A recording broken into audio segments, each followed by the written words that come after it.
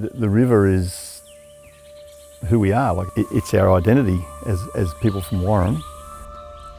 Our river winds through the heart of our town. The reason my ancestors came here was because of that river. That water in that river is the lifeblood of this community. And the environment has to be cared for if we're going to survive.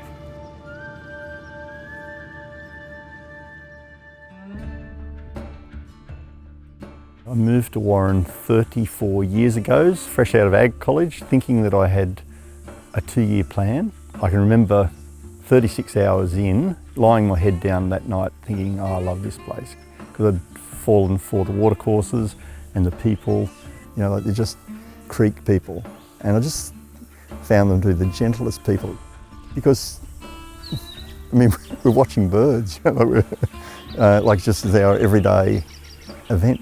People in Warren can look out their window and see spoonbills and magpie geese. Like it's an amazing spot, but we won't tell anyone. It's an amazing river. Probably the most unique feature is the Macquarie marshes at the end of it. It's a massive area of wetland. It's got so many different ecosystems in it, and it is a magnet for birds.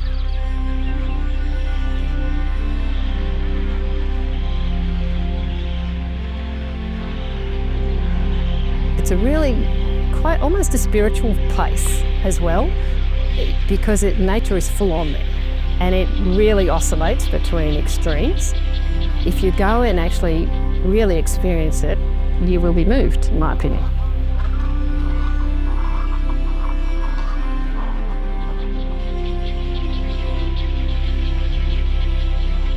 Our seasons are volatile. That volatility affects us production-wise, like environmentally. We find we've got our scale needs to be a bit bigger to be able to get through those challenges. But it's also that's just part of the environment. Floods are a natural part of this environment, hugely important natural part of this environment. Everybody watches the river. When it comes to life, like it did when the water started to flow out after the drought, all sorts of things pop up. Initially you hear the frogs start calling and there's a sound just builds, and then you hear all the birds just keep coming and coming in. Everyone's so excited to see the water flow, and then the rubbish that was in it was just so disappointing. Fridges, tyres, car wheels, chest freezers, car bodies. There was chemical drums, there was diesel drums, plastic galore. 2022, it was a challenging year, and that was largely like a concern of a lot of the debris that was cluttering up our decreasing channel.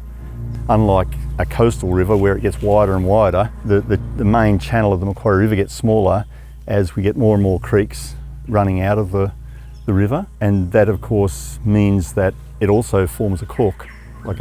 If you've got obstructions coming down the watercourse, it was like a cork in a bottle, getting tighter and tighter. And I don't mind if that's a natural event, but it was a collage of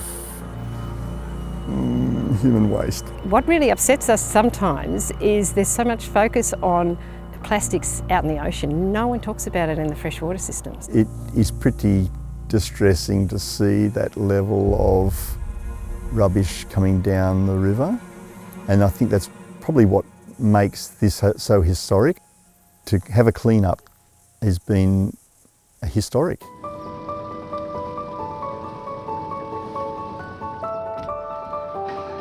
So this project's significant because of the level of debris, flood debris that accumulated in this part of the river system. Our target is really to get the man-made debris out. Now that can be a challenge because as the rafts build up, they compact. So if you think of a raft, it's almost like an iceberg. If you think that there's a lot on the surface, but as you pull the surface off, you'll see that things will pop up. A raft is effectively an accumulation of sticks and branches intermixed with the fact that we've seen man-made waste that's been washed into the river system, and so it's become entangled with that woody debris. These man-made items don't belong in the river system and can cause damage within that ecosystem. We've been in this part here for 7 months now. It's been a pretty big operation to do what we've done. There is a lot of inherent dangers with daily operations. I do have boat crews in the water near where I'm operating the excavator, so I've got to be very mindful of what I actually move at any one time. Once you look at the rafts that we've finished doing, the river's flowing, the trees are positioned to protect the banks. It's really heartening to see, and I think the community too, the feedback we've had from the community has been the same. They're really happy to see their river back to, in some cases, people have been telling me about what it's been like in the 50s and how good it is now. So very rewarding for us. We love doing this job. Coming from inland New South Wales myself, this project has meant a lot. To see the river after the 22 floods and what had occurred here was quite confronting. And so it's been a very great experience to be able to come back and see the great progress that's been made here following those really bad floods in 2022. For us, it's all about the environment, and we're sort of got to be the gatekeepers of that, because we're the ones on the ground. And to the credit of the EPA, they listened when we're jumping up and down, and it made a difference. It is a very delicate balance on a river like this. And it's not just climate change, it's land management up in the catchment. And then there's the irrigation, and then there's livestock, and then there's dryland cropping. All of these things have an impact on the river, all of them. And there's no point in pointing fingers, it's just we all need that river to survive. This town would not be here without this river. So we all need to work out that balance. It's very easy to take an isolated view and to point the finger at, oh, this is all terrible, this is terrible. I've got great hope for the future. I see the resilience of a landscape. I see it's an amazing design that just seems to keep bouncing. You put an obstruction there and the river will win. What is it that makes us endure those hard years that we've talked about, those big floods or those big droughts, is that we're thinking our view is further out. I know where I want to be buried. I think that's something that in today's society we lack, is sort of that sense of place.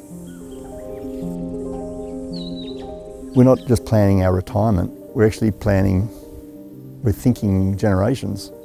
That's a big deal. What are we going to leave behind?